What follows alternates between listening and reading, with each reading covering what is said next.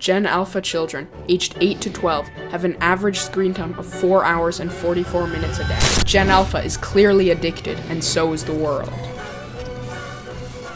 Kids as young as 3 years old are given generous, unrestricted access to YouTube, TikTok, and many other platforms which have perfected the art of stimulation addiction. Gen Alpha's feeds are filled with detrimental, cognitively degrading, and even dangerous content. If things continue the way they're going, Gen Alpha will be the worst, most addicted generation yet.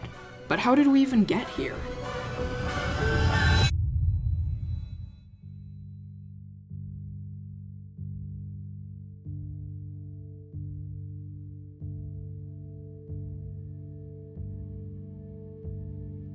TikTok was released in 2016 with a unique concept. It was one of the first apps centered around an infinite stream of short videos. The infinite feed was paired with a notification bombardment that draws users back into the app, and other mechanisms to keep users hooked, including stories and streaks, were added. TikTok was a unique concept when it was released in 2016, and it blew up. TikTok has reached unimaginable heights, with a monthly active user count of over 1 billion. In 2024, 44% of Gen Alphas reported using TikTok, more than traditional television. The cause of this success is, however, quite sinister. This is a term that's heavily disputed, which goes by many names. We call it stimulation addiction. It is still under research, but we have chalked up the causes of this addiction to a few components: decreasing attention spans, the dependence created by a release of large amounts of dopamine, a variable reward schedule similar to gambling, and social media's effectiveness as a way to escape your problems and thoughts.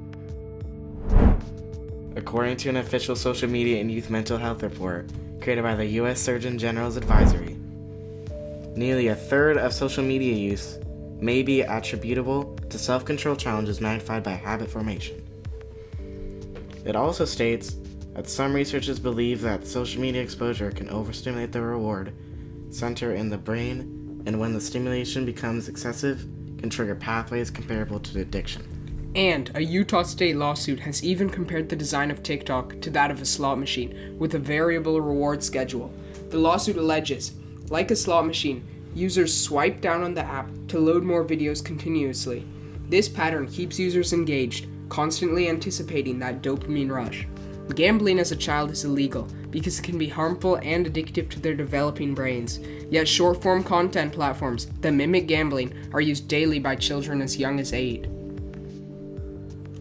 Besides the slot machine-like infinite stream of content, TikTok utilizes streaks, stories, and a bombardment of notifications to draw you back to the app. Over time, the brains of our youth are rewired to desire instant stimulation instead of long-term rewards from real work. The instant stimulation, paired with alluring colors and loud sounds, make people hooked onto TikTok, and it continues to grow its platform using many other tactics to hook new users. If this wasn't already a large issue, platforms such as YouTube and Instagram have mimicked TikTok, trying to get in on the lucrative industry of addicting children, making short-form content more available than ever. Finally, you may be wondering, why are these platforms designed to be so addictive? Didn't the companies know how detrimental this would be? Well, it is no accident. Platforms such as TikTok, Instagram, and YouTube make money through ad revenue, meaning that the more time a user spends on a platform, the more money is made. Thus, these programs were deliberately designed to trap and addict users, producing as much ad revenue as possible. While things might seem pretty bad right now, don't worry, there's hope. These platforms are meant to keep you tethered to your screen by creating strong negative habits in order to farm you for ad revenue. But these habits can be broken. Your attention span can be healed. You can get out of this addiction or avoid it before it's too late. There are apps designed to combat stimulation addiction. 1 sec intervenes every time you go to open a distracting app to combat compulsive habits. Opal is a better way to track your screen time, block distracting apps, and set focus sessions.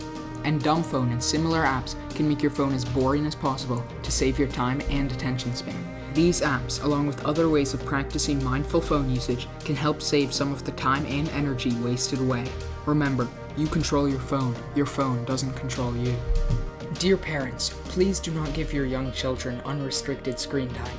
PBS Kids is a great alternative to YouTube and TikTok. PBS Kids is free and lets kids access many high-quality shows, movies, and games that teach important life lessons and support positive cognitive development. Thank you.